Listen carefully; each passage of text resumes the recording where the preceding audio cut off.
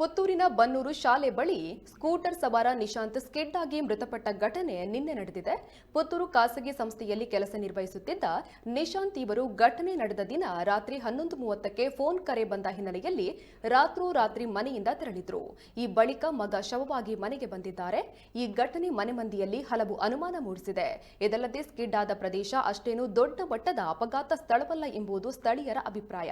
ಹೀಗಾಗಿ ಸರಿಯಾದ ತನಿಖೆ ನಡೆಯಬೇಕು ಎಂದು ಕುಟುಂಬಸ್ಥರು ಪೊಲೀಸರಲ್ಲಿ ಮನವಿಯನ್ನ ಮಾಡಿದ್ದಾರೆ. ತನಿಖೆ ಬಳಿಕ ನಿಜಾಂಶ ಹೊರಬರಬೇಕಾಗಿದೆ.